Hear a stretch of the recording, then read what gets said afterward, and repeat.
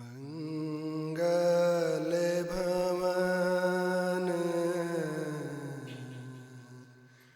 अमंगल हारी।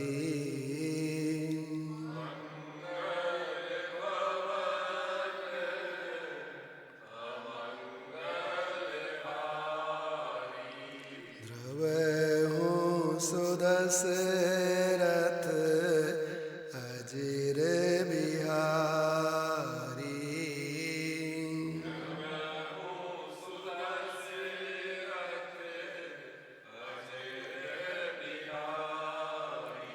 जनक सुता जग जननी जानकी।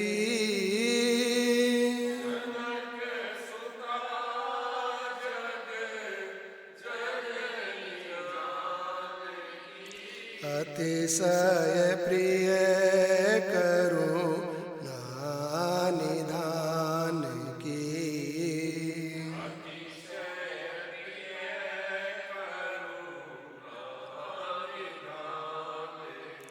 ताके जुग पद कमल मनाऊं।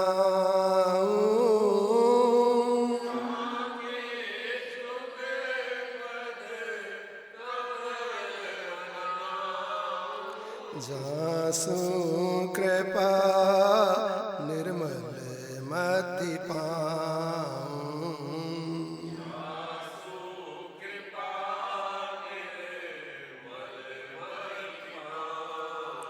राम सिया राम सिया राम सिया राम सिया राम सिया राम राम सिया राम सिया राम सिया राम राम सिया राम सिया राम सिया राम राम सिया राम सिया राम सिया राम सिया राम सिया राम राम सिया राम जय जय राम सिया राम राम सिया राम जय जय। सियावर रामचंद्र भगवान की। पवन सुत श्री हनुमान जी महाराज की। सभी साधु संतों की।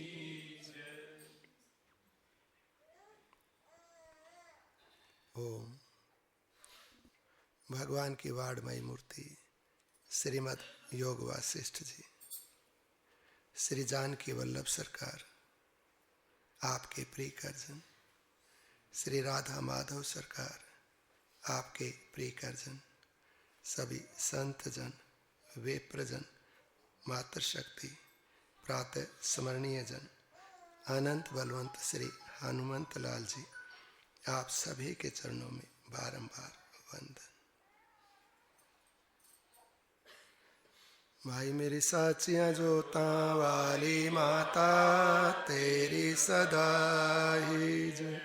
क्षेत्रपाल भैरो बाबा की जय। पवन सुत श्री हनुमान जी महाराज की जय। सभी साधु संतों की जय। ओम। बोल वृंदावन विहारी लाल की जय। राधे रानी सरकार की जय। सभी साधु संतों की जय। ओम। श्रीमद् योग वासिष्ठ निर्वाण प्रकरण उत्तरार्ध।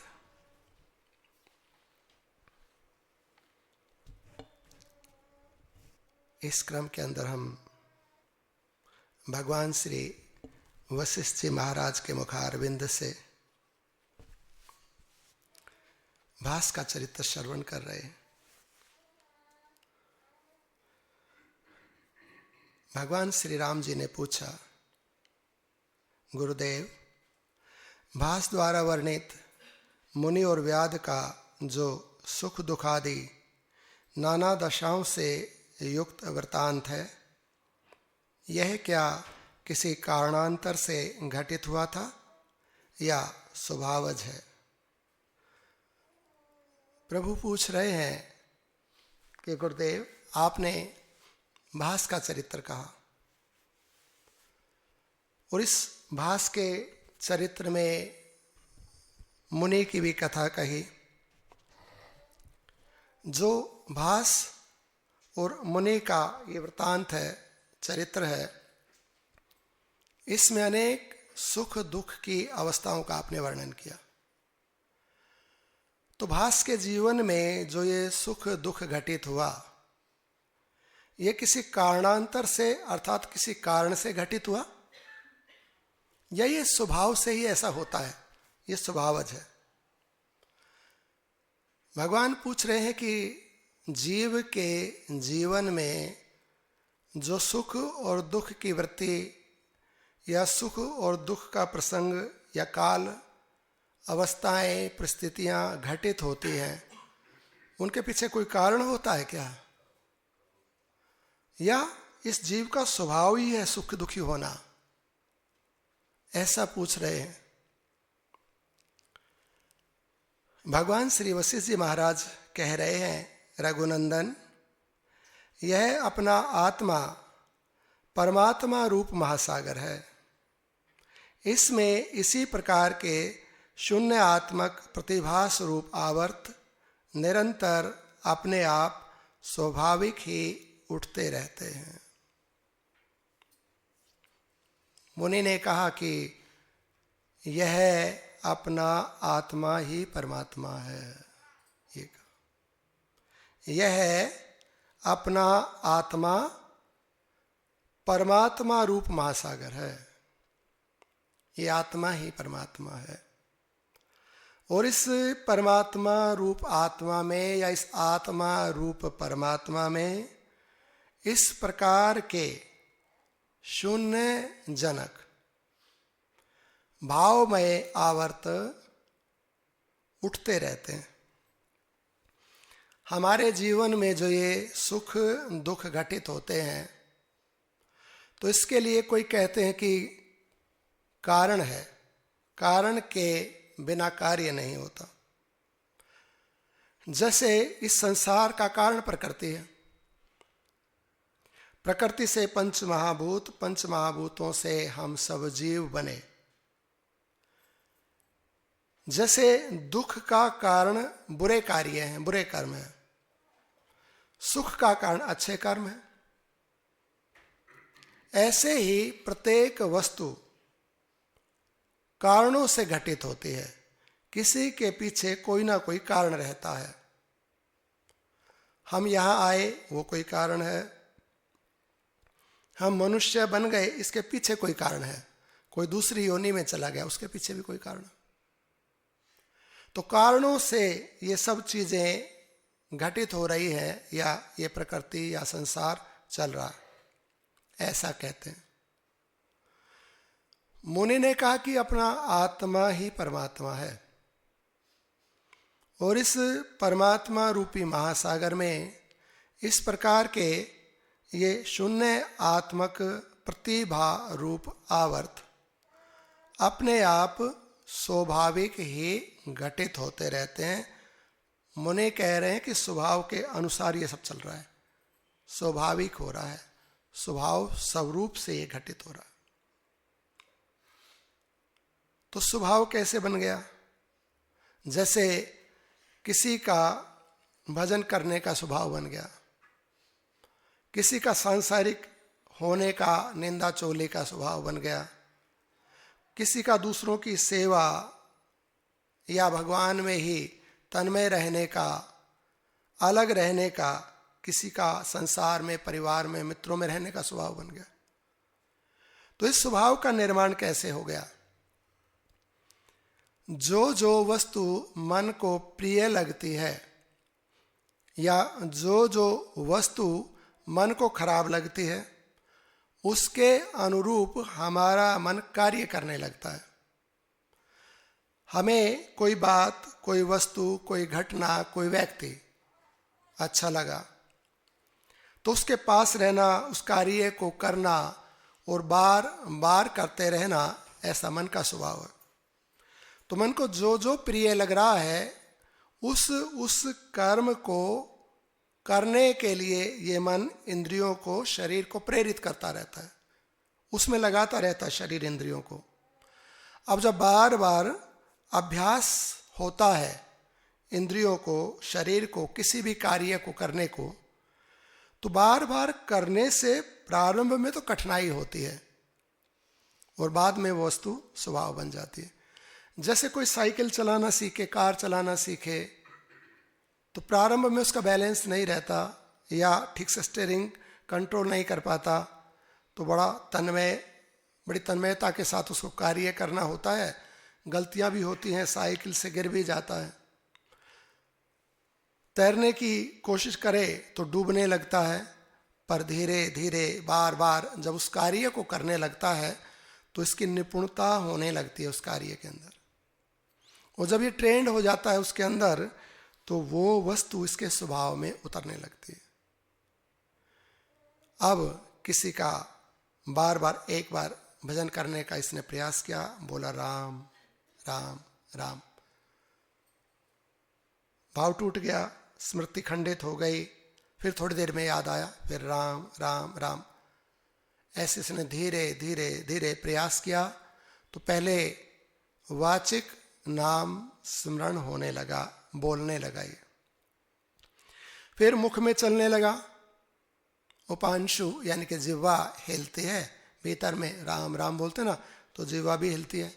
पहले तो वाणी, होठ और वैखरी वाणी प्रकट होती थी, अब जिह्वा हिलती है, राम राम भीतर बोलते हैं। और धीरे धीरे जब अभ्यास हो जाता है तो जिह्वा भी नहीं हिलती है, तो मन में चलता है अपने आप। फिर ये जपता भी नहीं, अजपा हो जाता है अपने आप ही, राम राम राम, या राधे कृष्ण राधे कृष्ण राधे कृष्ण, जो भी इसके इष्ट है। जैसे पहले इसने अपना नाम याद किया, अपने माता पिता का नाम याद किया, गांव का नाम याद किया, और धीरे धीरे अब ये याद भी नहीं रखता कि मेरा नाम क्या है, माँ बाप का, स्थान का, मेरा कुल गोत्र वंश क्या है। अब तो अभ्यास हो गया, जब पूछो नाम क्या, ये अजपा है, जप भी नहीं रहा है, छूट भी नहीं रहा। तो क्या हो गया, ये स्वभाव बन गया। अब स्वभाव हो गया कि मैं स्त्री हूं, स्वभाव बन गया। पुरुष भाव में आते ही नहीं, आत्म भाव में आते ही नहीं, स्त्री ही बनी रहती है। हम माताओं की बात नहीं कर रहे हैं, जो पुरुष देह में स्त्रियां, हम उनकी भी बात कर रहे हैं। प्रकृति बनी हुई है, स्त्री बनी हुई कि मैं जीव, मैं प्रकृति, अमुक नाम वाला, चाहे वो मनुष्य हो, चाहे वो पुरुष हो रूप, चाहे माता का रूप,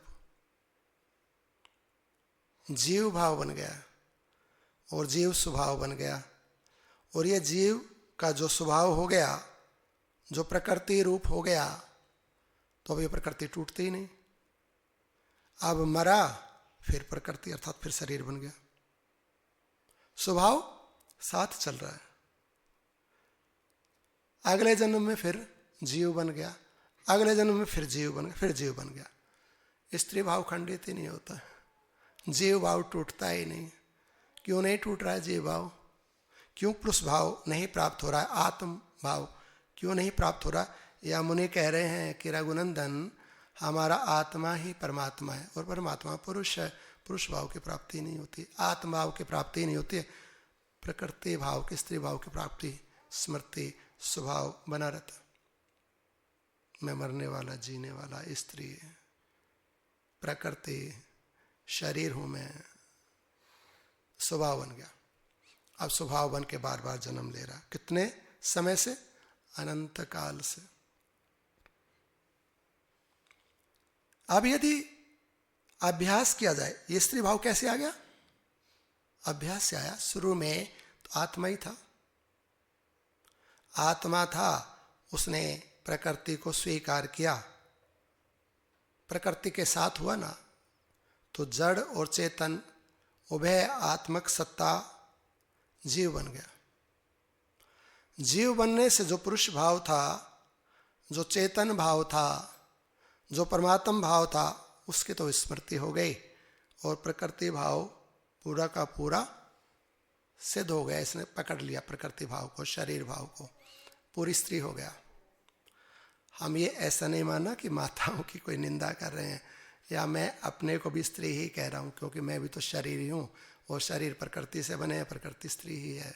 और जब तक ये शरीर भाव नहीं टूटेगा, पुरुष भाव की प्राप्ति नहीं होगी, तब तक तो जन्म मृत्यु की परंपरा चलती ही रहेगी ना।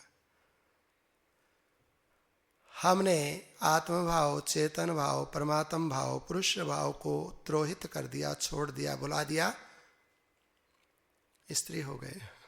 कोई थोड़ी सी ज्यादा स्त्री है, कोई थोड़ी सी कम स्त्री, इतना सा ही फर्क है। ज्यादातर स्त्री आई है, पुरुष भाव नहीं प्राप्त हो रहा है। स्वभाव होने से बार बार बार बार बार बार वही हो जा रहे हैं, वही बने जा रहे हैं।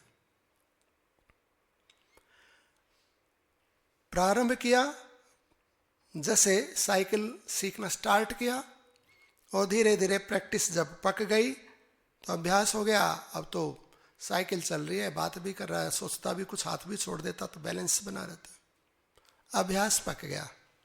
बोले वृंदावन विहारी।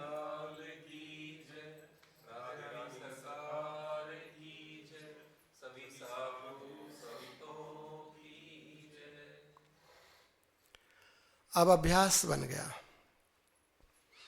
अभ्यास में किसी को तो अब शब्द बोलने का, गाली निकालने का हो जाता तो उसके मुख से निकलती रहती है, पता ही नहीं चलता है अब शब्द निकल रहे हैं। अभ्यास हो गया कुछ गलत करने का, गलत खाने का, गलत पीने का, स्वभाव बन गया, स्वभाव हो गया। फिर स्वभाव में आ गई चीज, और स्वभाव में जब आ गई तो फिर ऑटोमेटिकली होती हैं चीजें, कार्य अपने आप होने लगता है। जैसे स्वभाव में आ गया भगवान का नाम, अब जपना नहीं, अपने आप चलता है, अजपा। स्वभाव में उसकी स्मृति आ गई परमात्मा की, अब याद करना नहीं पड़ता है, याद रहता है। और जिसके जो हम जैसे हमारे स्वभाव में संसार आया है, तो हमें संसार याद थोड़ी करना पड़ता, अपने आप ही याद रहता है। स्वभाव बन गया संसार का हमारा, और स्वभाव के कारण हम मरने जीने वाले संसारी, पिता पुत्र माँ बेटा या धनी निर्धन जो भी कहें, पूरे संसारी, स्वभाव के कारण। अच्छा, क्या कभी ऐसा स्वप्न भी आता है कि हम प्राइम मिनिस्टर बन गए, या हम देवराजेंद्र बन गए? आता है क्या कभी ऐसा स्वप्न? या हम नारायण के लोक में हैं? जी, प्राय नहीं आता है। देवराज या देवता बनने की कौन बात करे? ऐसा भी नहीं आता है कि हम प्राइम मिनिस्टर या राष्ट्रपति बन गए हैं, ऐसा भी नहीं आता। क्यों नहीं आता है?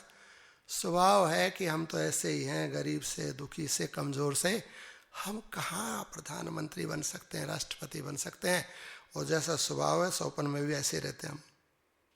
स्वप्न में क्या पैसा लगता है प्राइम मिनिस्टर बनने में या देवराज बनने में? वहां तो अपने हाथ की चीज है। स्वप्न बनाने वाले हम, स्वप्न की सामग्री हम, और स्वप्न पुरुष भी हम। तो हम बन जाएं देवराज वहां स्वप्न में, या वहां हम बन के राष्ट्रपति, पूरे मानो पूरे वर्ल्ड का राजा बन जाए, हम चक्रवर्ती सम्राट बन गए जी हम। अब ये सब, ये जो अमेरिका या यूके वगैरह ना, सब हमारे नीचे आ गया, सब हम इनको ऑर्डर कर रहे हैं और ये हमें सलाम बजा रहे हैं। सर, ऐसा स्वप्न आता है कभी? नहीं आता है। क्यों नहीं आता है? स्वभाव ही नहीं है, स्वभाव कमजोर बनने का। तो जैसा स्वभाव हो गया ना कि मैं, अच्छा, स्त्री को कभी पुरुष बनने का स्वप्न नहीं आता, और पुरुष को स्त्री का नहीं आता है। इंडियन को स्वप्न में भी कभी ऐसा नहीं लगता कि मैं अमेरिकन हो गया, कभी नहीं आता उसको स्वप्न। वहां तो बन सकता है ना, वहां जब अपने स्वप्न में इतनी सारी चीजें बना देता, पूरा नगर बना देता है, तो अपने को अमेरिकन या इंग्लैंड वाला क्यों नहीं बना देता? चक्रवर्ती सम्राट या देवराज क्यों नहीं बना देता? बना सकता है ना, जब इतनी चीजें बना देगा तो ये तो बहुत छोटी चीज है, पर नहीं बनाता। क्यों? क्योंकि स्वभाव है कि मैं तो भारतीय हूँ, पुरुष हूँ कि स्त्री हूँ। राजा भी नहीं बनाता, मैं तो गरीब सा आदमी हूँ, बस ऐसा स्वभाव। स्वभाव के अनुरूप कर्म और फिर उनके अनुरूप ही घूमता रहता। तो ये बना किससे स्वभाव? अभ्यास से। अभ्यास किससे आया? धीरे धीरे प्रारंभ से।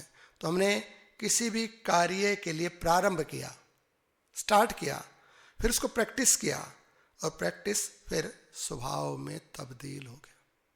और स्वभाव के अनुसार अब मानो ऑटो मोड में सब कुछ चल रहा है अपने आप ही, वैसा वैसा वैसा वैसा। झूठ बोलने की जिसको आदत है झूठ बोले चला जा रहा है, ठगी करने की जिसको आदत ठगी करने का, जिसको भगवान के भजन का नाम जप का अभ्यास हो गया नाम जप किए जा रहा।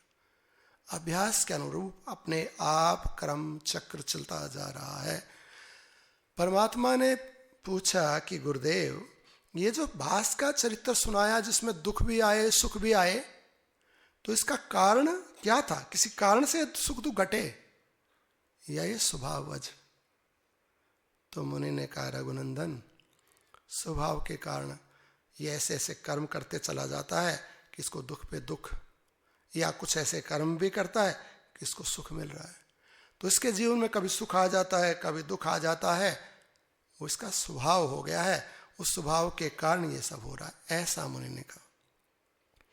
अब यदि ये बात है कि हमारे स्वभाव के कारण हम स्त्री पुरुष या जन्मने मरने वाले बने हुए हैं, या अपने स्वभाव के अनुरूप हम कार्य करते सुख दुख भोगते हैं, और ये बात हमारे स्वभाव में उतर गई है, तो इसका छुटकारा भी है क्या? निवारण भी हो सकता है?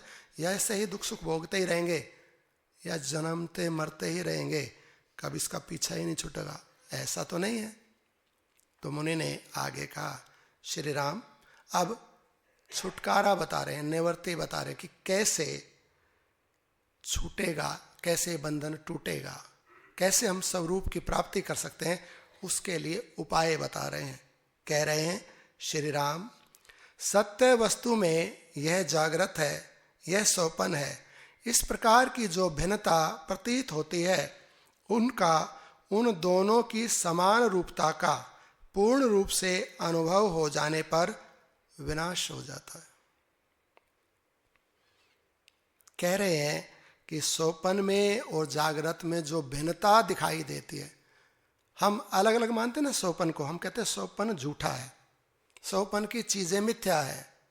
हमने स्वप्न में कुछ भी देखा, वो था नहीं, हमने देख लिया, बस हमने अनुभव भी कर लिया वहां सुख दुख का, चख भी लिए पदार्थ, घूम भी लिए हम स्वप्न में, पर वो नहीं थे। क्यों? क्योंकि स्वप्न और स्वप्न का पदार्थ, वहां का लोक मिथ्या है, झूठा है। ऐसा बोलते हम जगने के बाद, स्वप्न लोक में नहीं बोलते। जब स्वप्न चल रहा रहता तब हम नहीं कहते कि ये लोक झूठा है और यहाँ जो हम घूम रहे हैं ये पदार्थ झूठे हैं, वहां नहीं बोलते। वहां तो कहते हैं ये सत्य, पता ही नहीं चलते स्वप्न में। पर जैसे ही जगे तो जगते ही पाते हैं कि वो चीजें गायब हो गई, रही ही नहीं, तो बोलते हैं कि स्वप्न, स्वप्न का लोक पदार्थ सब झूठा मिथ्या है। तो सत्य क्या है? हम कहते हैं जागृत जो है ना, ये जागृत जगत, ये संसार, ये सत्य है। कैसे? कि जब हम सोए ना, तो जिन माँ बाप को, पति पत्नी भाई बहन को छोड़ के सोए थे, जिस धन संपत्ति मकान को छोड़ के सोए थे ना, वो मिली यूं क्यों? यूं क्यों? सीक्वेंस है जागृत में, और स्वप्न में सीक्वेंस नहीं है। स्वप्न में कहीं भी कुछ भी कैसा भी दिख जाता है, और जैसा आज दिख गया इस स्वप्न में दिख गया, तो अगले स्वप्न में उसके आगे का नहीं दिखता है। पता नहीं क्या दिख जाए, कहाँ का दिख जाए। तो वहां श्रृंखला नहीं, कड़ियां नहीं है, एक जैसा नहीं है। कभी कुछ दिख जाएगा, कभी कुछ दिख जाएगा, कभी कहीं का, कभी कुछ। तुम कहते ना वो झूठा है, क्योंकि वहां सीक्वेंस नहीं है, यहाँ तो श्रृंखला है पूरी। जैसा छोड़ के गए वैसा, जितने जीवन हमने बिता दिए इस देह में रहकर, वो बीते हुए और बचा हुआ ये जीवन, पूरी की पूरी श्रृंखला। तो ये सच्चा है, ये जागृत।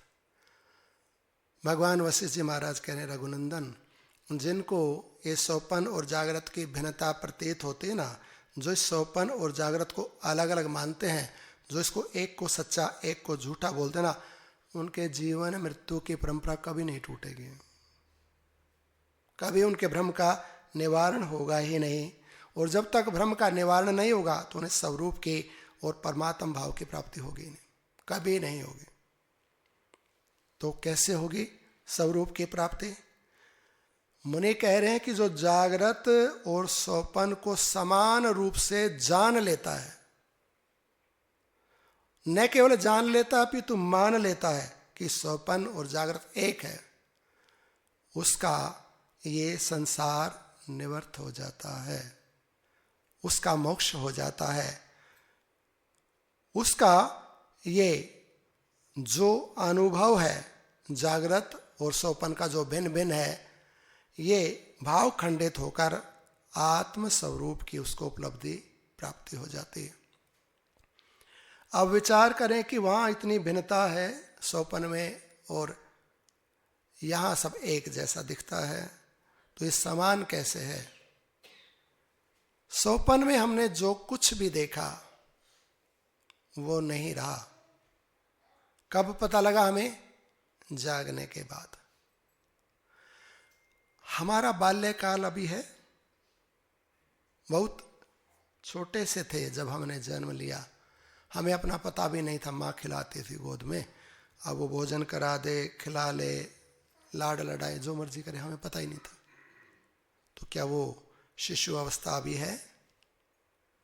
वो बालपन, वो किशोर अवस्था भी है? तो नहीं है। क्या हुआ? नष्ट हो गई। हमें दिखी थी ना वो किशोर अवस्था, वो बाल्यावस्था, हमें ज्ञान है ना उसका, हमने अनुभव भी किया उस बाल्यावस्था का, किशोर अवस्था का। ऐसा ही अनुभव हमने स्वप्न में भी किया, स्वप्न पुरुष का और वहाँ के लोक का। तो वहाँ भी हमने अनुभव किया, उस समय हम उसको भी सत्य मान रहे थे। इस जन्म में, इस लोक में भी हमने वस्तुओं का और अपने देह की अवस्थाओं का अनुभव किया और हम इनको सत्य मान रहे हैं।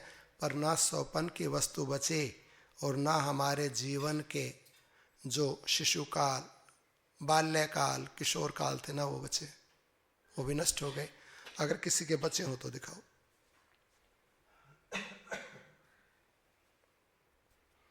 अब वो नहीं बचे तो युवा अवस्था बचेगी, या जिसकी प्रौढ़ अवस्था हो गई वो बचेगी। जो पीछे के नहीं बचे तो ये भी नहीं बचेगा।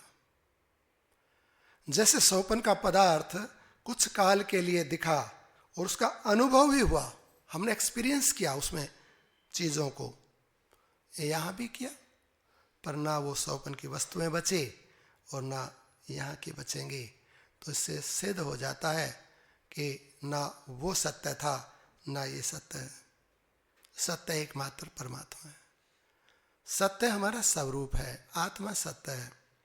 शरीर की अवस्थाएं बदल गई पर हम थोड़ी बदल गए, उसको अनुभव करने वाला थोड़ी बदल गया। जो आप हैं, आपने ही स्वप्न को अनुभव किया, आपने ही बाल्यपन को, किशोर अवस्था को, युवा अवस्था को अनुभव किया और आप ही अब जिस अवस्था में उसको अनुभव कर रहे हैं। आप नहीं बदले, अवस्थाएं बदल गई, परिस्थितियां बदल गई, लोक या जागृत या स्वप्न, ये सब अवस्थाएं बदल गई, पर हम तो वो कोई वो रहे, हम थोड़ी बदल गए, हम ऐसे ही। अर्थात स्वरूप नहीं बदलता है, वो वैसा ही रहता, आत्मा बिल्कुल वैसा का वैसा रहता है। अब जिसने अंतर्दृष्टि की, अंतर्दृष्टि माने जिसने आत्मा को देख लिया, आत्मा को जान लिया, जिसने स्वरूप को पहचान लिया कि मैं नहीं बदलता हूं, मैं यूं का यूं हूं। बाल्यपन में भी मैं वही था, स्वप्न अवस्था में भी मैं वही था। किसी दुख की परिस्थिति में जब मैं रो रहा था ना, तो ऐसा नहीं था कि रोने वाला कोई और था, और किसी प्रसन्नता की स्थिति में जब मैं नाच रहा था, गा रहा था, खुश हो रहा था, तो ऐसा नहीं है कोई और था। दुख में भी मैं ही रो रहा था। सुख में भी मैं ही प्रसन्न था। स्वप्न लोक में, जागृत लोक में एक मैं ही था। मैं नहीं बदलता हूं। सब सुख दुख आदि काल आदि बदल गए, मैं तो यूं का यूं हूं। मैं नहीं बदला, मैं नहीं नष्ट हुआ, और संसार बदलता गया, टिका नहीं, बचा नहीं, टिकेगा भी नहीं, रहेगा भी नहीं। पदार्थ, संसार, पद, प्रतिष्ठाएं, हमारा शरीर नहीं रहा वैसा, और रहेगा नहीं, नष्ट हो जाएगा। पर इसको जानने वाला क्या नष्ट होता है? क्या वो बदला? वो नहीं बदला, वो यूं का यूं। तो इसने देख लिया कि स्वप्न भी नहीं रहता, जागृत भी नहीं रहता। अच्छा, जो अब जागृत है, क्या ये स्वप्न लोक में रहता है? तब नहीं रहता ये। अगर किसके स्वप्न में जागृत रहता हो तो दिखाओ, और किसके जागृत में स्वप्न रहता हो तो दिखाओ। ना जागृत में स्वप्न की वस्तु रहेगी, और ना स्वप्न में जागृत की वस्तु रहेगी। जब हम सोने लगते हैं तो वहां सूर्य का प्रकाश नहीं रहता, चंद्रमा रहता है। कहते नहीं, चंद्रमा के रोशनी में नींद नहीं आएगी, तो पर्दा कर देते हैं। अब दीपक जल रहा है या मान लो लाइट जल रही है, कहते इसमें भी नींद नहीं आएगी, तो लाइट ऑफ कर देते हैं, दीपक को बुझा देते हैं। और जिनको चश्मा रहता है ना, तो चश्मा भी उतार लेते हैं, फिर भी नींद नहीं आती, तो फिर आंखें बंद कर देते हैं। अब पूरा अंधकार हो गया, न सूर्य का प्रकाश है, न चंद्रमा का है, न लाइट का है, कोई प्रकाश नहीं बचा। और जो थोड़ा बहुत अंधकार में भी आंखों को दिखता था, तो हमने ढांप ली पलकें और हमने आंखें बंद कर ली, हम सो गए। जब हम सोए, वो स्वप्न प्रारंभ हुआ, तो वहां वस्तुएं दिखती हैं। तो वहां जो लोक दिख रहा है, सूर्य का प्रकाश है, यहाँ की वस्तु है, वहां पर पाएंगे नहीं। सूर्य तो हम तो छिप गया था दिन। चंद्रमा के लिए तो हमने चारों तरफ से पर्दे लगा दिए थे, लाइटें बंद कर दी थी, चश्मा भी उतार दिया, पलके ढांप लिए थे, पर यहाँ तो सब दिखता है, आंखें भी नहीं है। अर्थात ये आंखें तो नहीं है ना वहां, और ये सूर्य का प्रकाश तो नहीं है वहां, सब साफ दिखता है। तो किसके प्रकाश में दिखता है? आत्मा के प्रकाश में। किसने निर्माण कर दिया वहां? आत्मा ने। कह रहे हैं मुनि रघुनंदन, ये हमारा आत्मा ही परमात्म रूप महासागर है, इसने बना दिया वहां संसार। और वहीं इसकी ज्योति, इसका प्रकाश, उसमें सब आलोकित हो रहा है, चमक रहा है, दिख रहा है। या वहां अंधेरा फील होता है कि नहीं, यहाँ सूर्य नहीं है, लाइट जला दूं जी, उसके अंदर किसी प्रकाश की जरूरत होती है? स्वप्न में स्वयं प्रकाशित है। किसका है? आत्मा का प्रकाश। और यहाँ सूर्य नारायण में किसका प्रकाश है? आत्मा का प्रकाश। तो ये जो स्वप्न लोक में वस्तुएं बनी, वे किससे बनी? आत्मा से। और जागृत में जो वस्तुएं बनी, वो किससे बनी? वो भी आत्मा से। तो आत्मा निर्माण करता है, आत्मा क्रिएटर है, और आत्मा में स्थिति रहती है, उसका डिस्ट्रॉयर भी वही है। तो स्वप्न को अपने में समेट के फिर जगता है, उस लोक को बंद कर देता, फिर इसको स्टार्ट करता है। तो यहाँ जागृत, यहाँ चीजें। अब ये एक्सपीरियंस किया, अब ये माना कि नहीं, ना मेरी बनाई हुई वो वस्तु रही और ना ये रहेगी, तो वो भी मिथ्या, ये भी मिथ्या, पर मैं शाश्वत हूं। वो भी नष्ट हुई, ये भी नष्ट हुई, तो इस भाव से समान है। ये भी बनी है, वो भी बनता है स्वप्न में, तो इस भाव से समान है। यहां भी मुझे सुख होता है, दुख होता है, परमानेंट सुख नहीं रहता, परमानेंट दुख भी नहीं रहता। और स्वप्न में भी सतत सुख दुख नहीं रहता, वहां भी परिस्थितियां बदल जाती हैं, उस भाव से भी समान है। जैसा यहाँ प्रकाश है वैसा वहाँ है, जैसा यहाँ पदार्थ है, लोक है, पृथ्वी है, वैसी वहाँ पृथ्वी है। जैसा मैं यहाँ हूँ वैसा मैं स्वप्न में हूँ, सब समान है, कोई परिवर्तन नहीं है, कुछ भी बदलाव नहीं, एक चीज है सारी, सब एक है। तो जागृत भी सत्य नहीं है, क्योंकि स्वप्न भी सत्य नहीं था, वो टिका नहीं ना, ये भी टिकेगा नहीं। तो जैसा स्वप्न था वैसा ही है। मुनि कहें रघुनंदन, जो इस जागृत और स्वप्न को समान समझ लेता है ना, उसकी बुद्धि का भ्रम निकल जाता है, वो जाग जाता है, उसको स्वरूप की प्राप्ति हो जाती है, उसको आत्मा की उपलब्धि हो जाती है, उसका जन्म मरण छूट जाता है, क्योंकि उसने जीव भाव को, प्रकृति भाव को छोड़ दिया। पुरुष भाव की उसको प्राप्ति हो जाती है, आत्म भाव की, परमात्मा भाव की प्राप्ति हो जाती है। और परमात्मा का पुरुष का तो जन्म होता नहीं है। पर हमारा स्वभाव बना हुआ है कि नहीं, मैं पुरुष नहीं हूँ, आत्मा नहीं हूँ, ब्रह्म नहीं हूँ, मैं तो जन्मने मरने वाला जीव हूँ, अमुक प्राणी हूँ, सुखी दुखी, वो सब भाव। तो ये विधि बताई। ये तो हम सबका एक्सपीरियंस है ना, हमारा अनुभव है कि स्वप्न की वस्तु नहीं बचती, नहीं टिकती, और हमारे जीवन काल की भी वस्तुएं नहीं बची। क्या हमारे जो दादा परदादा थे, जो हमने देखे, वो हैं? माँ बाप भी नहीं रहे बहुतों के, और हमारे शरीर की वो अवस्था ही नहीं रही। अर्थात ये शरीर और जैसा संसार हमने बाल्यकाल में, युवा काल में देखा, वैसा अब नहीं है, बदल गया। पहले मानो कच्चे मकान होते थे, अब सब कंक्रीट की बिल्डिंगें बन गई। आगे पता नहीं क्या हो जाएगा, ये भी नहीं रहेंगे, नहीं टिकेगा। ये स्वप्न लोक है। यदि हमने जान लिया कि ये स्वप्न लोक है, तो क्या हम छल कपट करके किसी का धनारण करेंगे? कोई यदि स्वप्न में जाग जाए, किसी को ये पता लग जाए स्वप्न में कि ये स्वप्न है, तो वहां क्या लूटपाट करेगा? उसको तो पता है स्वप्न है, स्वप्न में कुछ लूट भी कर लूंगा तो जैसे जगूंगा चीज बचेगी नहीं। करेगा वहां लूटपाट? वहां पर कोई गलत कार्य करेगा स्वप्न में?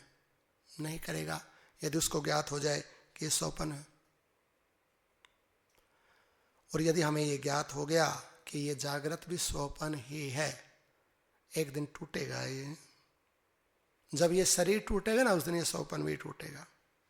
और जैसे वो डिजोल्व हो जाता है ना, एनर्जी में कन्वर्ट हो जाता है ना, ये भी डिजोल्व हो जाएगा, नहीं रहेगा। ऐसा आया है श्रीमद् योग वासिष्ठ जी में कि जब जीव देह छोड़ रहा होता है, तो जैसे संसार को अभी देख रहा है, मान रहा है, ये वैसा नहीं रहता, ये पिघल जाता है, डिजोल्व हो जाता है, एनर्जी में कन्वर्ट हो जाता है। ये वैसा नहीं रहता, क्योंकि वैसा है ही नहीं।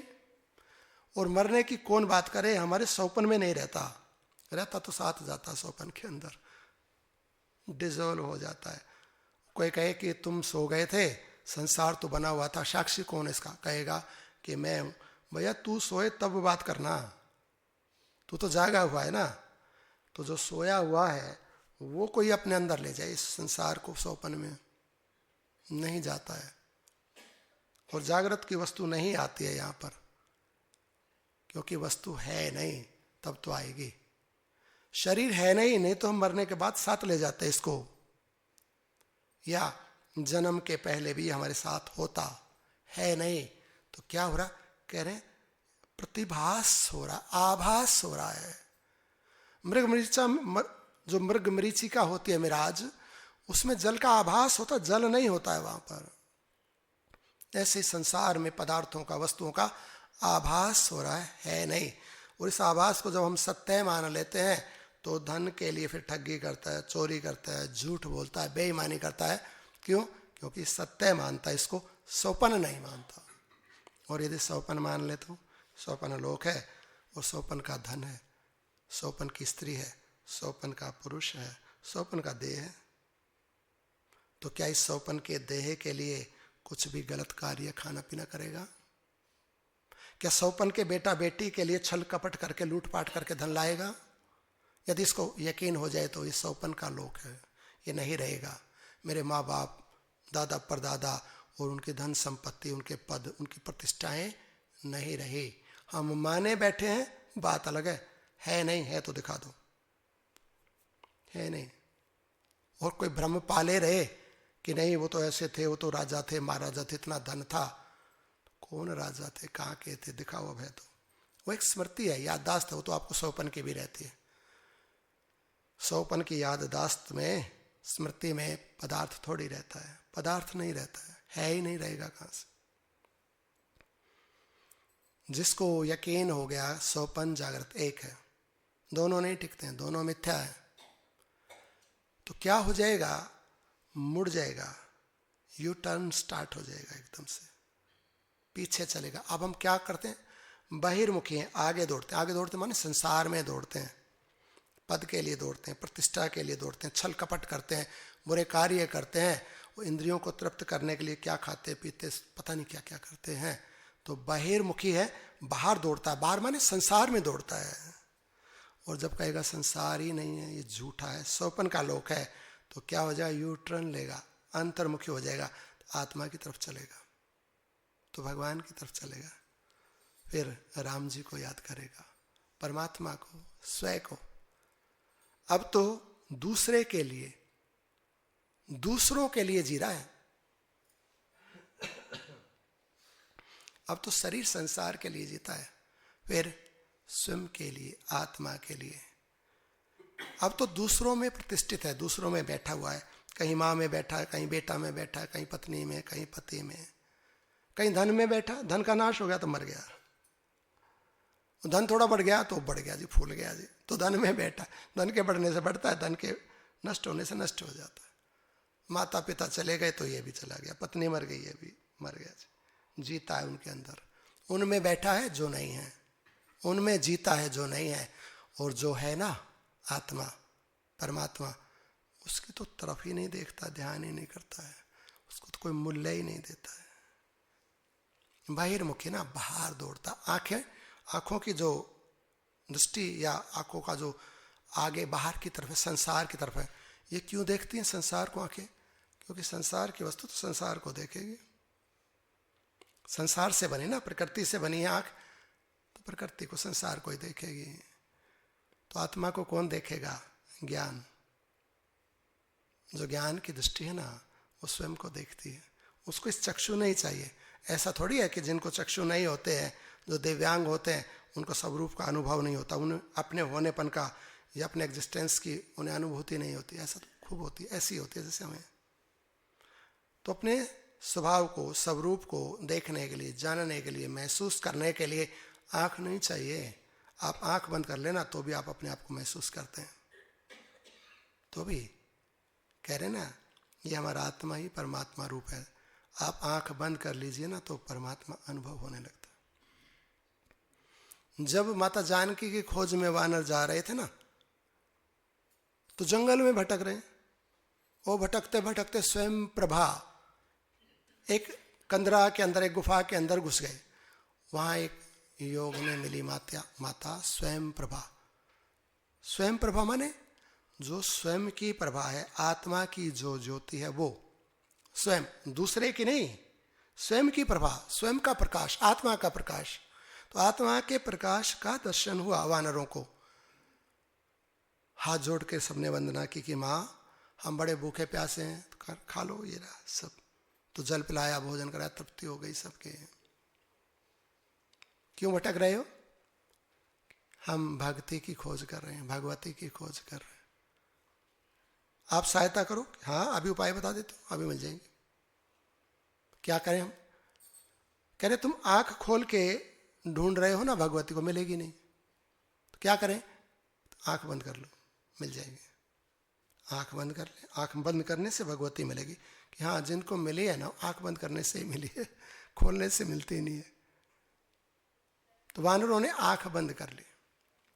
पर कितनी देर वानर आंख बंद रखेंगे? तो हमारा मन है ना, ये वानर है, तो मन कितनी देर आंख बंद करेगा?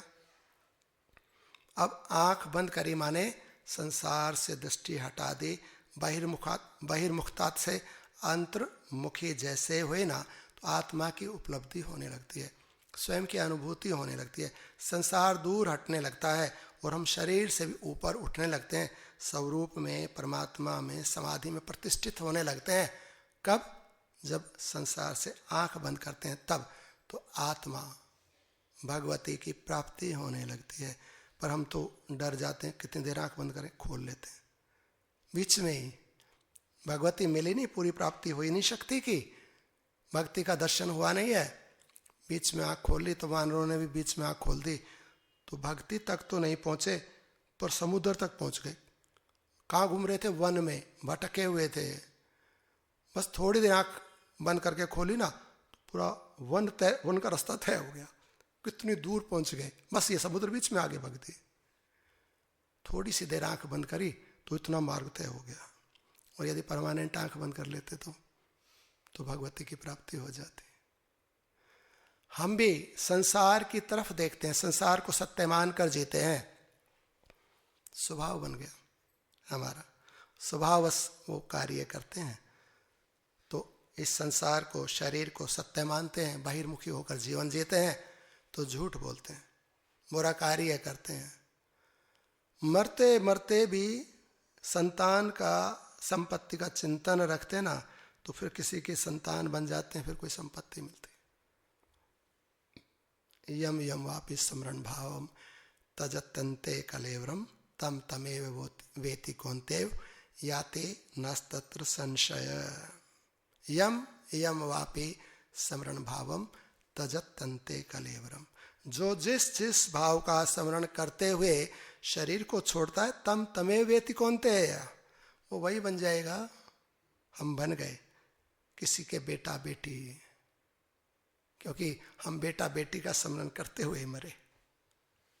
आगे भी बनेंगे यदि बहिर्मुखी रहे तो, और यदि आंख बंद कर ली तो, यदि अंतर्मुखी हो गए तो भक्ति की, भगवती की, शांति की, आत्मा की, पुरुष भाव की, सनातन भाव की प्राप्ति हो जाएगी।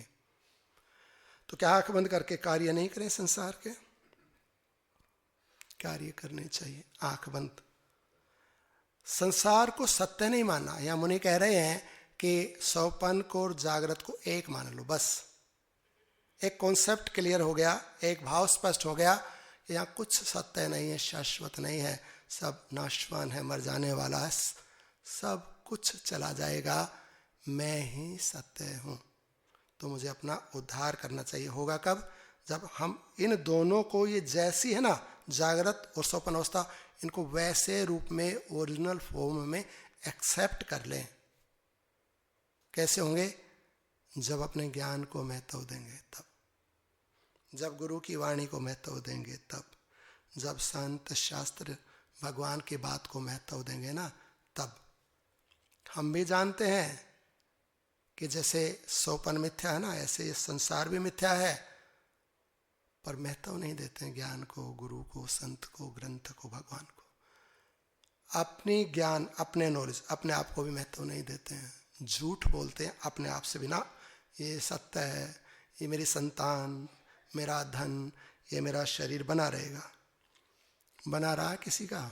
हमारे माँ बाप, दादा परदाताओं का बना रहा, हमारा भी नहीं रहेगा। पर कितने झूठ बोलते हैं अपने से, बहिर्मुखी होकर जीते। डिफरेंस रखते हैं जागृत में और स्वप्न में, एक नहीं मानते, जबकि जानते हैं दोनों एक हैं। मुनि कह रहे हैं रघुनंदन, जिसको जागृत और स्वप्न की भिन्नता का ज्ञान हो गया कि इनमें भिन्नता नहीं है, ये एक है, इन जिसको इनकी एक रूपता का ज्ञान हो गया ना, उसका भावबंधन छूट जाता है।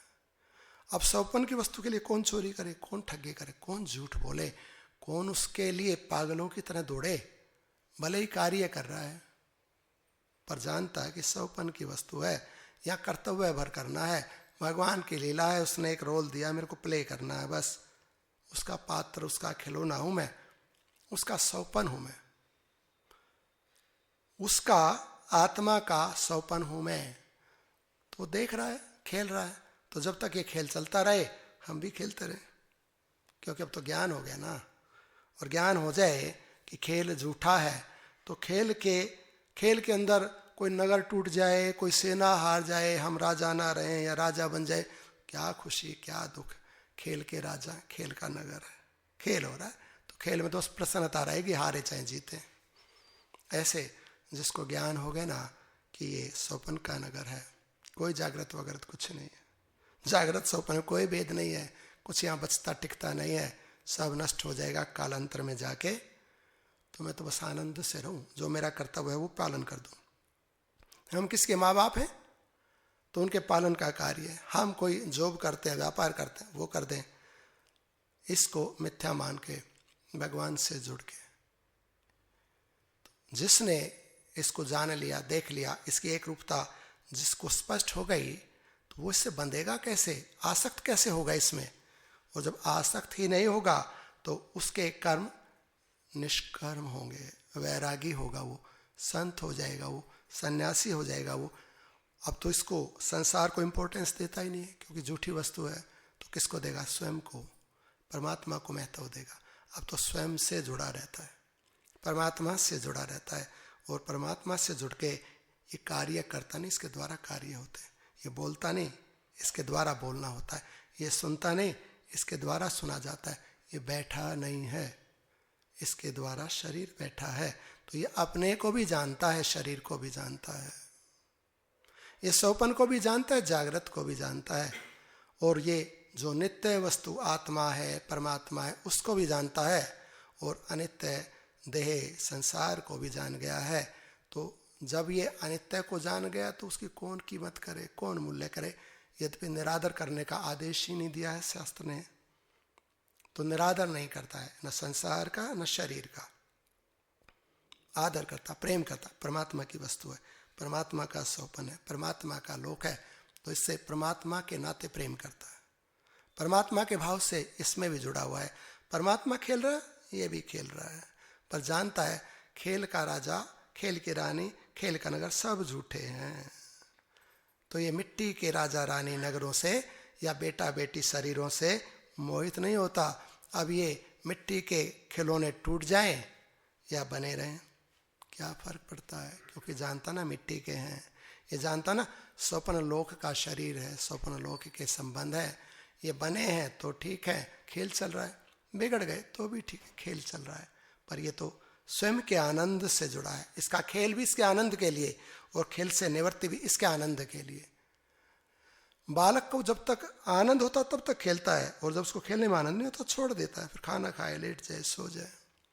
तो उसका सब कुछ स्वयं पे केंद्रित होता है। बालक जो उसको अच्छा लगता है ना, खेलना तो खेलेगा, नहीं खेलना अच्छा लगता छोड़ देगा। तो उसका सेंटर पॉइंट कहाँ है? स्वयं, सेल्फ है। तो वो स्वयं केंद्रित है, आत्मा पे केंद्रित है। ऐसा ही योगी जब उसको ज्ञान हो जाता है कि खेल की वस्तुएं हैं, तो आत्मा पे केंद्रित हो जाता है। आत्मा पे केंद्रित होके सब कार्य चलते रहते हैं।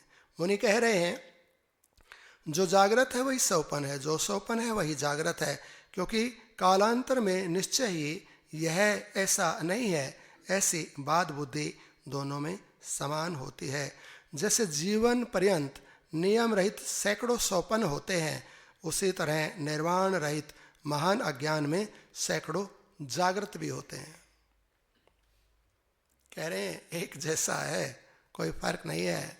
और आगे कह रहे हैं जैसे जीवन पर्यंत नियम रहित सैकड़ों सौपन होते हैं।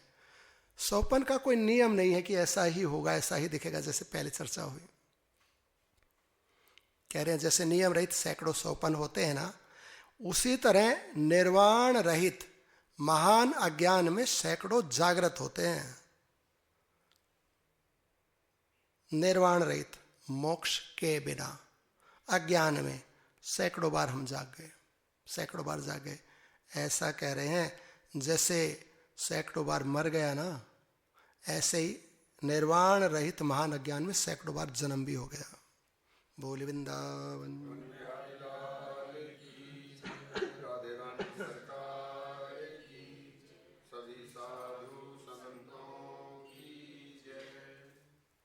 सैकड़ों बार मर गया और निर्वाण रहित महान अज्ञान में सैकड़ों बार जाग गया, तो सैकड़ों जन्म हो गए।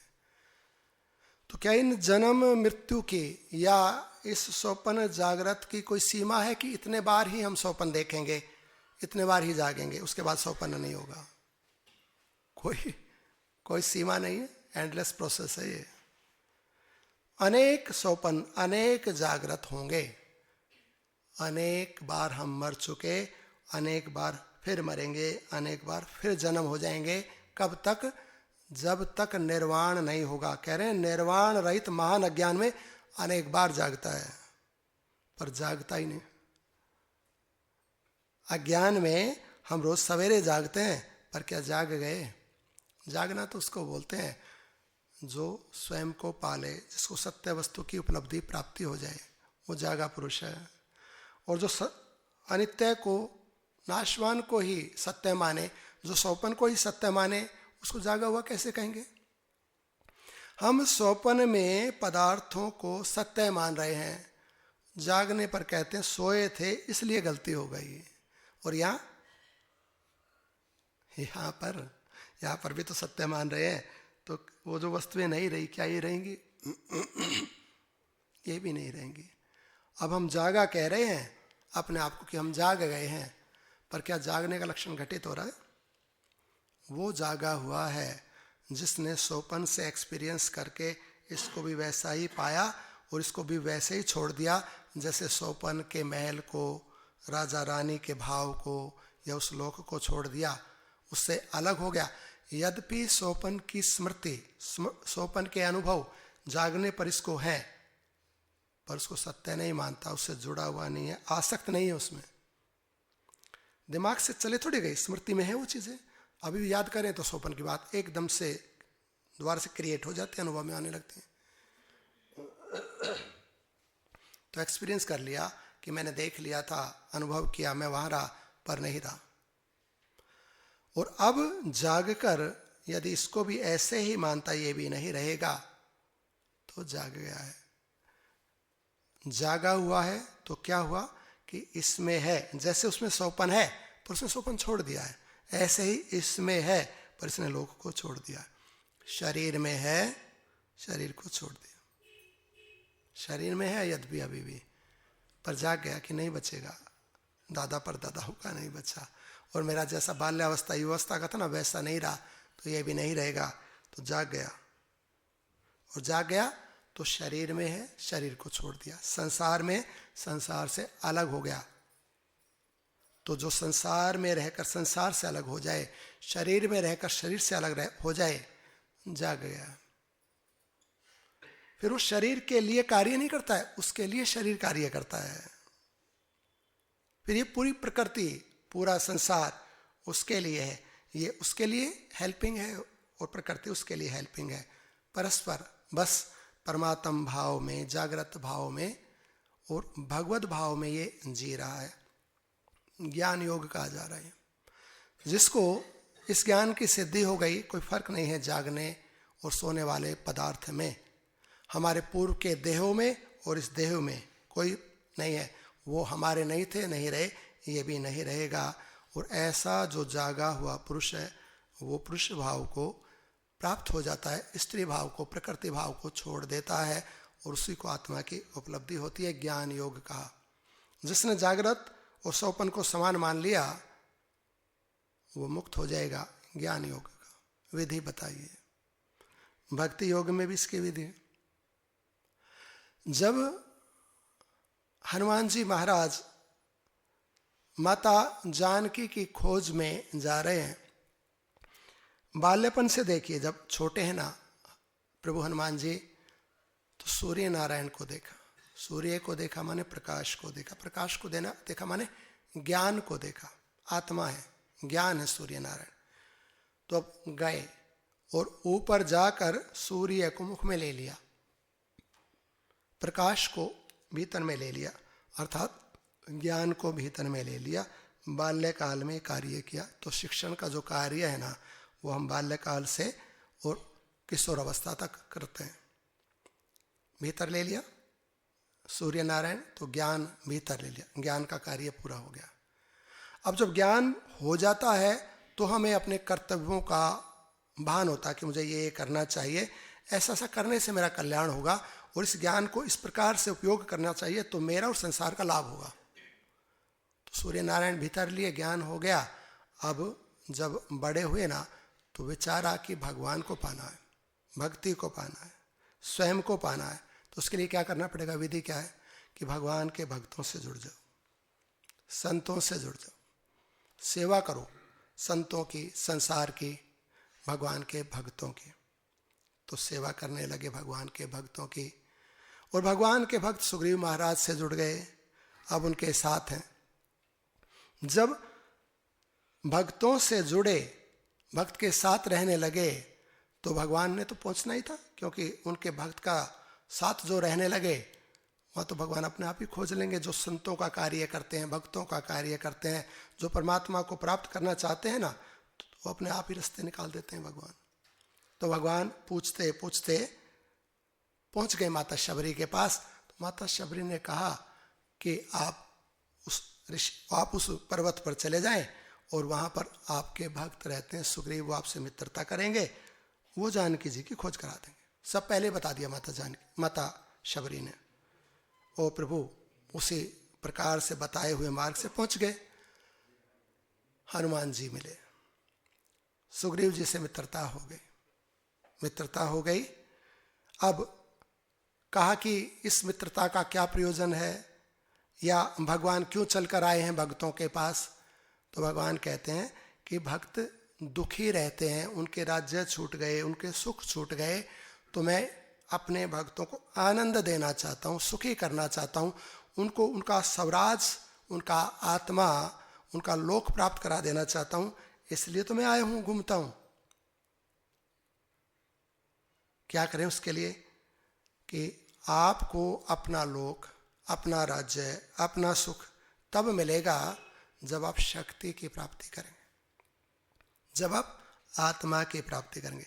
आत्मा की यदि उपलब्धि हो गई तो आत्मा को जानने के बाद परमात्मा की उपलब्धि हो जाती है। आत्मा में और परमात्मा में भेद नहीं है, भगवती में भगवान में भेद नहीं है। तो खोज प्रारंभ करो। जब खोज होने लगी तो भगवान ने कहा कि आपको कोई वस्तु दे देता हूं जिससे कि सब खोज आसान हो जाएगी, कोई चिन्ह दे देता हूं। किसका चिन्ह दे दिया कि भगवती का ही चिन्ह दे देता हूं, मुद्रिका, जो माने केवट जी को दी ना, केवट जी ने राम जी को वापस कर दी, मुझे नहीं चाहिए, मैं नहीं लूंगा, आप ले लो। तो राम जी ने रख लिया अपने पास।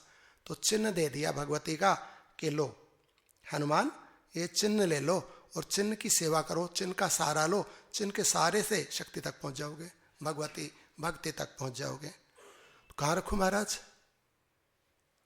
मेली मुद्रिका मेली मुख माही, जल दिलांग गए अचरज नाए, है ना। मेली मुख माही, मुख में रख ली। कौन से मुख में रख ली? जिस मुख में सूर्य नारायण रखे थे। तो सूर्य नारायण कि जिस भीतर में, जिस अंतःकरण में ज्ञान रखा ना, वहां भक्ति का चिन्ह रखा, वहां भक्ति रखी, भीतर ही मुद्रिका रख ली, भक्ति भीतर मुख में हो गई। अब गए खोजते खोजते लंका में पहुंच गए, क्योंकि चिन्ह है ना शक्ति का, और वो शक्ति अपने आप ही धीरे धीरे ले गई अपने पास। पहले ज्ञान लिया, ज्ञान के बाद संतों की सेवा अर्थात कर्म योग किया, और कर्म योग के अंतर्गत ही उस भगवती की खोज कर रहे हैं, कर्म योग कर रहे हैं। पहले ज्ञान होता है और फिर हम कार्य करते हैं। पहले हमारा एजुकेशन होता है, एजुकेशन के बाद में फिर हम कार्य करते हैं, धन अर्जन के लिए, सुख के लिए कार्य करते हैं। और जब वो जो इच्छित वस्तु है प्राप्त हो जाए तो आनंद होता है। हनुमान जी ने पहले सूर्य नारायण और फिर कर्म योग, पहले ज्ञान योग अर्जित किया तो कर्म योग कर रहे हैं। अब करते करते पहुंच गए लंका में। अनेक बाधाएं आई कर्म योग में, सबके जीवन में कितने ही कष्ट आते हैं जब हम अच्छे कार्य पे चलते हैं और भगवान की तरफ चलें तो कहना ही क्या, बड़ा ही दुख रहता है, बड़े ही कष्ट आते हैं। पर जो बुद्धिमान बड़े शक्तिशाली होते ना, तो अड़े रहते हैं, डटे रहते हैं, पीछे नहीं हटते। कितनी ही बाधाएं आई हनुमान जी के महाराज के बीच में, मार्ग में, कर्म योगी हैं, रुके ही नहीं, पहुंच गए लंका जी के द्वार। अब लंकनी से सत्संग हुआ, सब वो कथा आपने सुनी है, मुष्टिका मारी और लंकनी को ज्ञान हुआ। तो अब कहने लगे आप तो राम जी के दूत हो, मुझे तो ब्रह्मा जी का वरदान है, स्मृति हो गई सब। तो प्रभु कहते हैं अब मैं क्या करूं, मुझे आगे का मार्ग बताओ। तो लंकनी कहती है परवेश नगर कीजे सब काजा,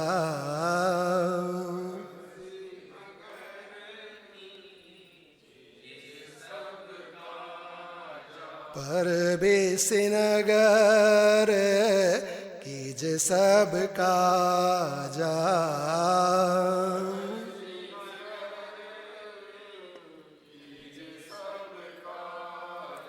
हृदय राखी को सलपुर राजा,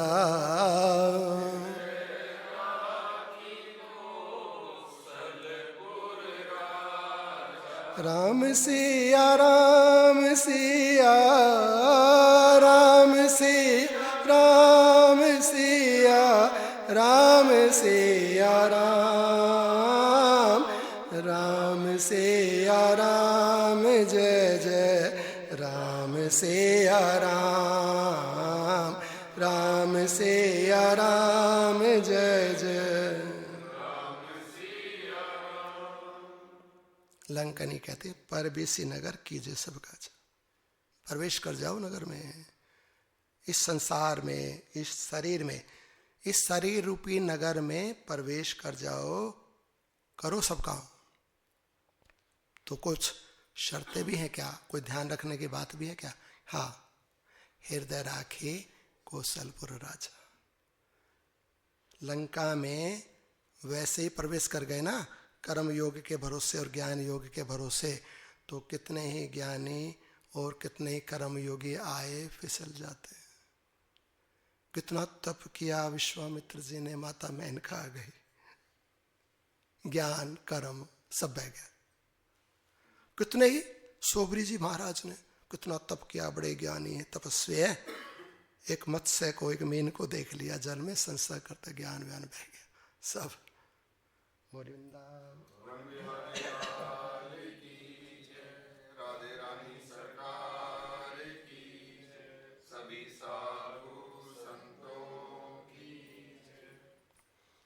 तो लंकनी कहती है कि देखो आप कर्मयोगी सूर्य नारायण के शिष्य हो, तो आपसे बड़ा ज्ञानवान क्या होगा?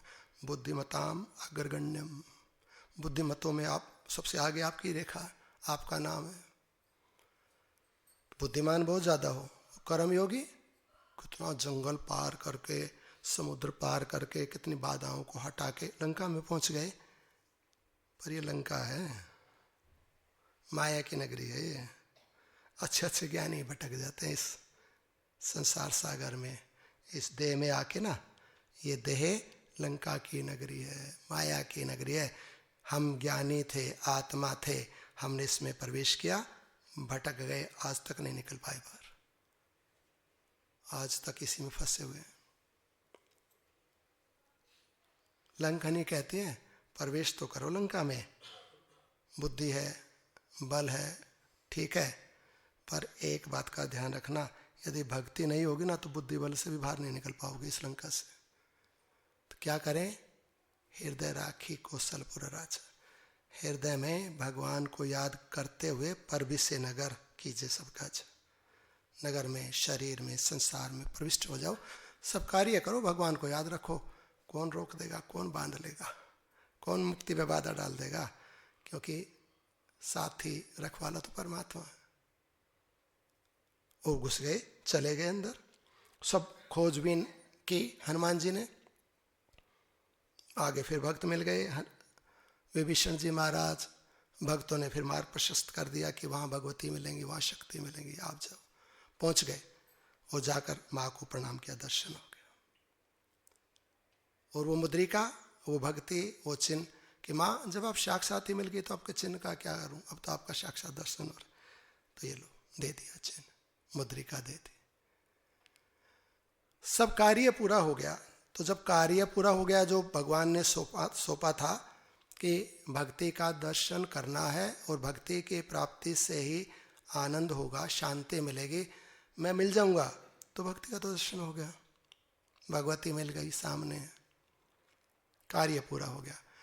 जब हम किसी बड़े कार्य को करने के लिए बहुत बल, बहुत समय, एनर्जी लगाते ना, और यदि वो कार्य पूरा हो जाए ना, फिर बड़े रिलैक्स हो जाते हैं। बेटी की शादी है, महीनों तैयारियां की, और फिर वो बारात आई, बेटी विदा हो गई, सब हो गया, फिर रिलैक्स हो गया, फिर चलो परिवार वाले बैठ के भोजन करेंगे जी, कार्य पूरा हो गया, बहुत अच्छे से संपन्न हो गया।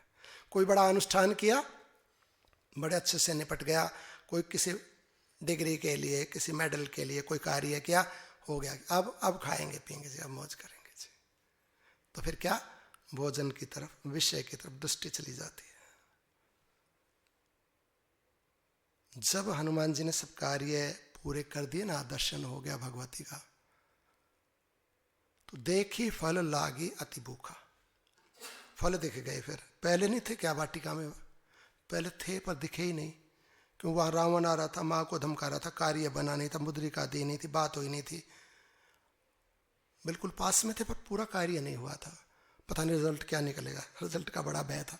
अब रिजल्ट में पास हो गए तो देखे फल और लागी अति भूख। अब फल दिखे, अब भूख लग गई बहुत ज़्यादा। जब भूख लगी ना हनुमान जी को तो कहने लगे, माँ बड़ी भूख लगी है, मैं फल खा लूँ?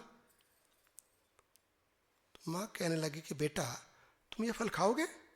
हाँ हाँ, भूख बड़े जोर की लगी है। तो अब से पहले क्यों नहीं लगी थी? अब से पहले तो काम में लगा हुआ था।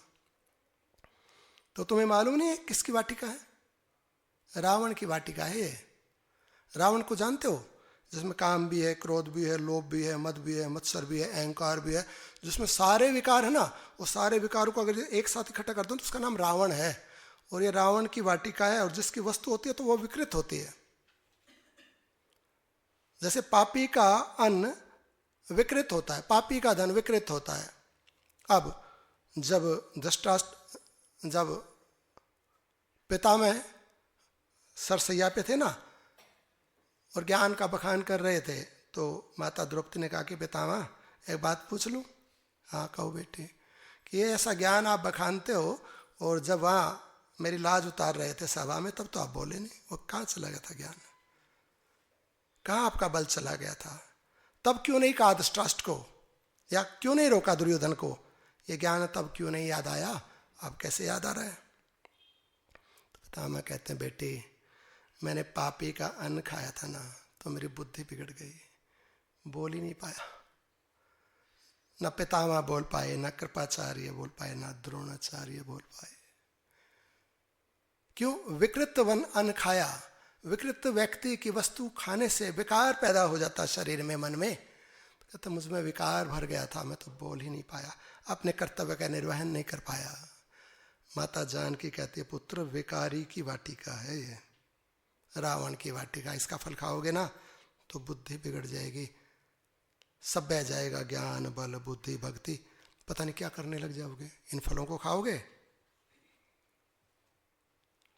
कहने लगे, हाँ माँ फल तो खाऊंगा। तो क्या तुम्हारी बुद्धि बिगड़ेगी? नहीं बिगड़ेगी।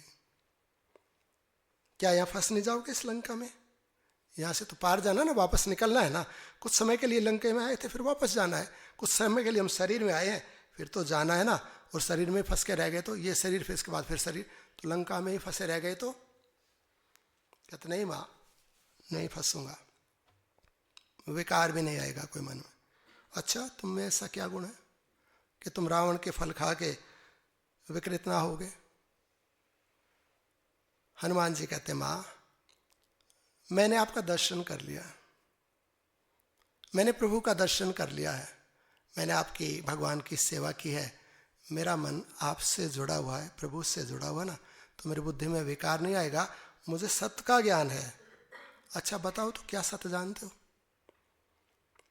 हनुमान जी कह रहे, माँ आप कहती हैं कि ये वाटिका रावण की है, मैं कहता हूं नहीं ये तो आपकी है। मेरी कैसे?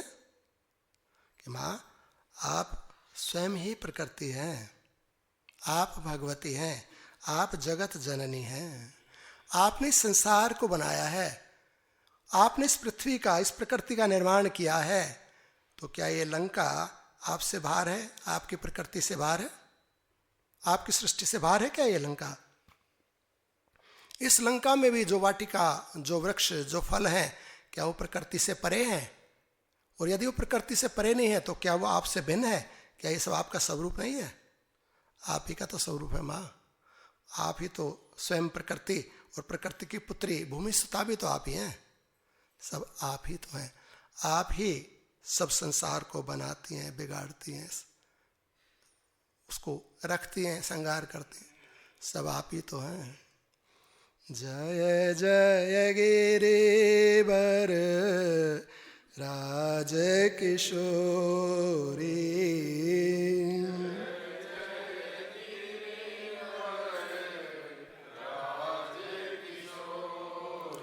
जय महेश मुख चंद्र चकोरी,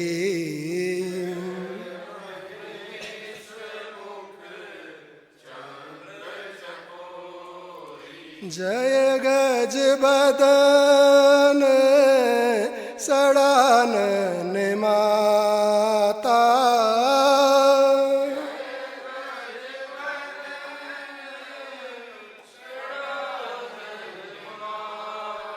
जगत जननी दामिनी दुतिगाता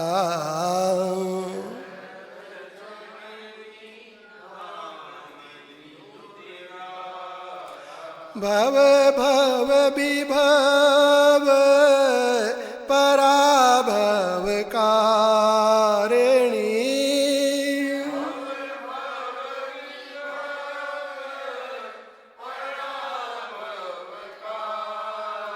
विश्व विमोहनी सौभस्व विहारिणी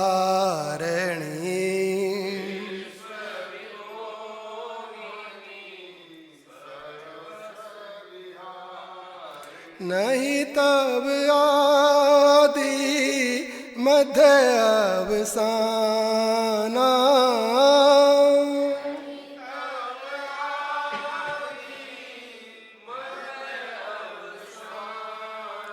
अमित प्रभाव वेदु नहीं जाना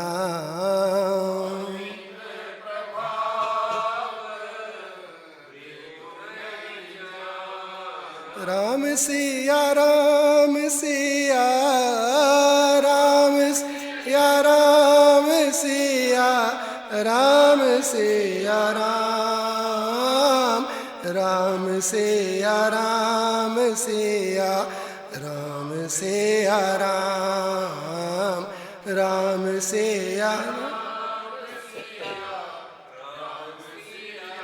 राम सिया राम सिया राम सिया राम सिया राम सिया राम राम सिया राम जय जय राम सिया राम राम सिया राम जय जय भाव भव विभव पराभव कारिणी।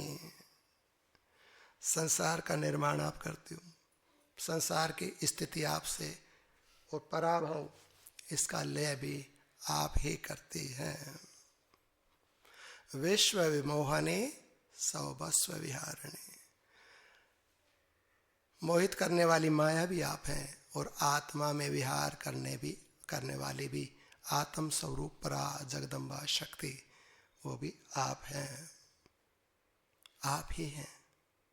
नहीं तव आदि मध्य अवसान, ना आपका प्रारंभ है, ना आपका मध्य है, ना आपका अंत है। नहीं तव आदि मध्य अवसाना, अमित प्रभाव वेद नहीं जाना। आपके प्रभाव को माँ वेद नहीं गा सकता। ये रावण की वाटिका, रावण बावण कितने आगे चले गए, तो सब आपका है माँ, सब आपका। और मैं तो आपकी वाटिका प्रकृति रूप माँ से भोजन मांग रहा हूं। बालक हूं ना, मैं तो बेटा हूं आपका, और आप प्रकृति हैं, आप माँ हैं, तो मैं तो माँ से भोजन मांग रहा हूं। मेरे को किसी रावण की वाटिका उठी से मतलब नहीं। प्रसन्न हो गई भगवती, आनंद में भर गई, और आनंद में भर के देख बुद्धि बल निपुण कपि, कहूँ जान की जाऊ, रघुपति चरण हृदय धरी, तात मधुर फल खाओ। आज्ञा कर दे। कब आज्ञा की? देखी बुद्धि बल निपुण, बुद्धि के देवता है ना, बुद्धिमताम अग्रगण्यम, कितना बुद्धिमान है। लोग कहते हैं रावण की वाटिका, ये कहता माँ आपकी है। कोई रावण कितने आए चले गए, आप तो नहीं तो आदि मध्य अवसान, आपका ना आदि ना मध्य ना अवसाना। ये रावण रूण तो ऐसे बहुत कितने रुड़कते रहते हैं आपके अंदर। आप हैं ये प्रकृति शक्ति जगदम्बा, आप है सब। और मैं तो आपसे, जैसे बालक माँ से भोजन मांगता ना, आपसे भोजन मांग रहा हूं। देखी बुद्धि बल निपुण, कि बुद्धि में और बल में निपुण, तीन चीजों की चर्चा हुई इस दोहे के अंदर। पहले ज्ञान की चर्चा हुई, बुद्धि योग, फिर कर्म की चर्चा हुई बल के माध्यम से। जो भी हम, मान लो धन एक बल है, विद्या एक बल है, हमारा कर्म एक बल है, और इस बल को अर्थात इस कर्म योग को करने में जो निपुण है, जो धन को अर्जित करता है, धन रूपी शक्ति, धन रूपी बल को अर्जित करता है, उसमें निपुण कि कैसे धन अर्जित हो कि पाप ना लिप्त हो, कैसे हम कर्म करें कि पाप और पुण्य ना बने, क्योंकि पाप और पुण्य से सुख दुख होंगे या जन्म मृत्यु होंगे। तो कैसे कर्म करें कि ना पाप बने ना पुण्य बने, अकर्मता रहे। तो ये है बल। देखी बुद्धि बल निपुण, कि मेरा ये बेटा ना ज्ञान में भी निपुण है, ये कर्म योग में बली है, पर इन दो से बात बनेगी नहीं। तो भगवती ने कहा कि पुत्र ठीक है, देखी बुद्धि बल निपुण कपि कहे हूं जान की जाऊं, जाओ तुम, पर एक कार्य और करना बेटा, एक तीसरी चीज की और आवश्यकता है। क्या?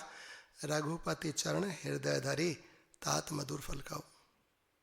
3 चीज लो।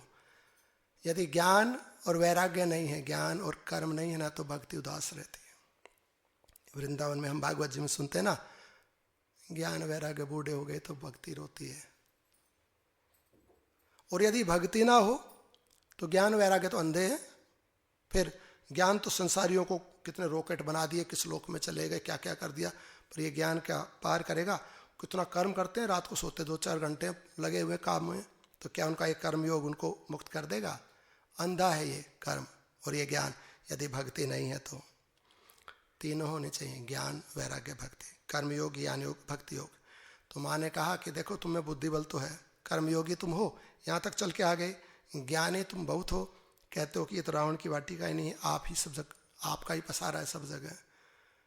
अब भक्ति को भी भीतर में धर लो, रघुपति चरण हृदय धरी तात मधुर फल खाओ। ये 3 का अपने भीतर समावेश कर लो, और इस संसार में जो फल है ना, संसार का जो भी कार्य है आप इसको करो।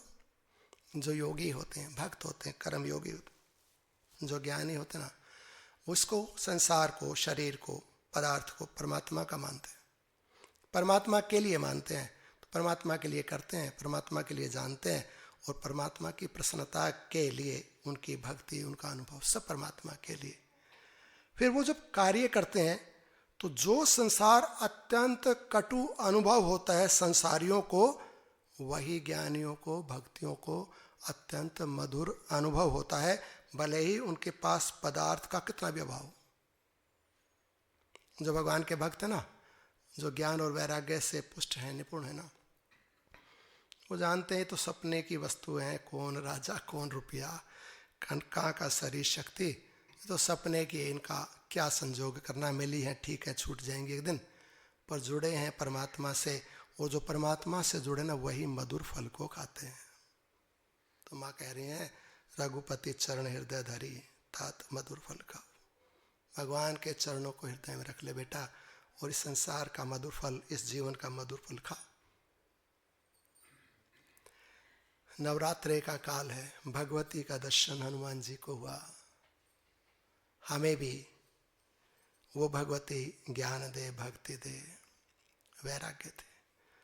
उस आत्मा की शक्ति से, जगदम्बा की शक्ति से, भगवती की शक्ति से हमारा भी जीवन सार्थक हो। जैसे हनुमान महाराज ने, दूसरे भक्तों ने भक्ति का दर्शन करके अपने जीवन को कृतार्थ किया, कृतकृत्य किया, ऐसे ही भगवान की, भगवती की कृपा से हमारा भी जीवन कृतकृत्य हो जाए। आइए भगवती के चरणों में एक प्रार्थना कर लेते हैं।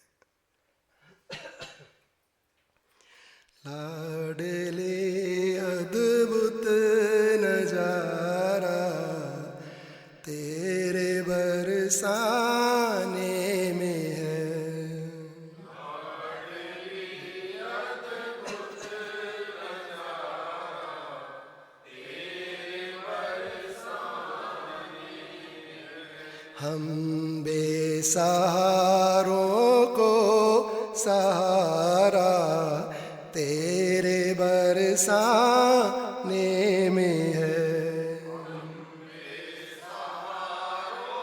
को सहारा तेरे बरसाने में है। तेरे दर पे सज रही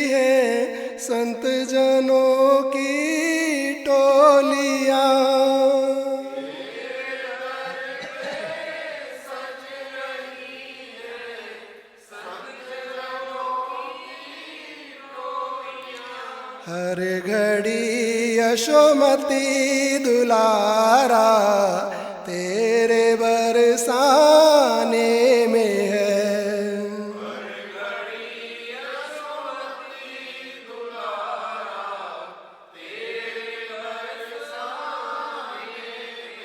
लाडली अद्भुत नजारा तेरे बरसाने में है।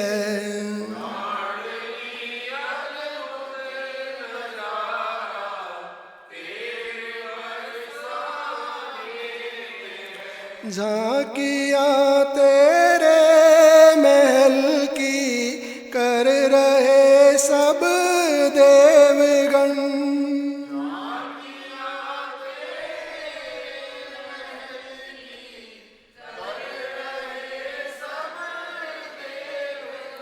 आ गया वैकुंठ सारा तेरे बरसाने में है।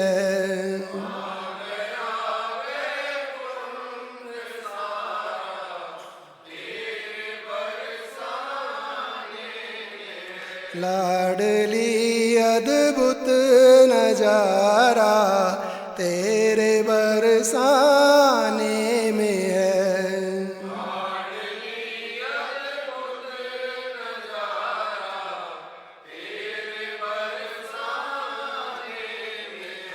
यूं तो है सारे ही ब्रज में तेरी लीला का प्रताप।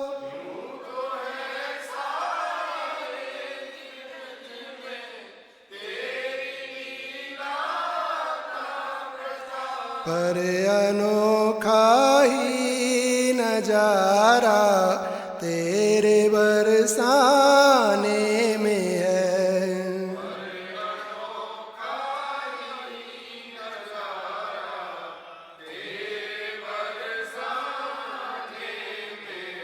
लाडली अद्भुत नजारा तेरे बरसाने में है।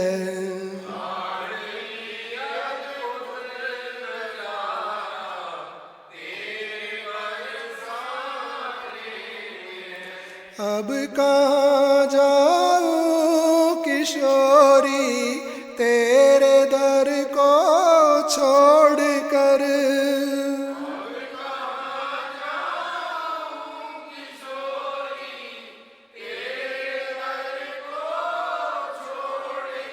मेरे जीवन का सहारा तेरे बरसाने में है। मेरे जीवन का सहारा तेरे बरसाने में है। लाडली अद्भुत नजारा तेरे बरसाने में है।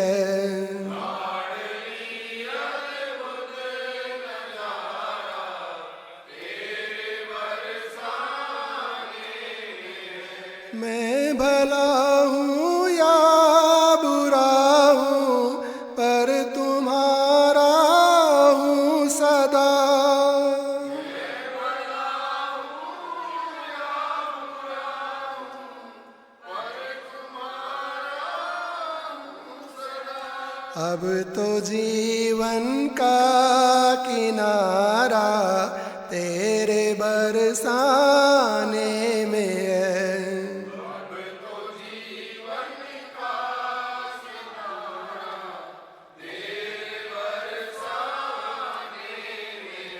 लाडली अद्भुत नजारा तेरे बरसाने में है।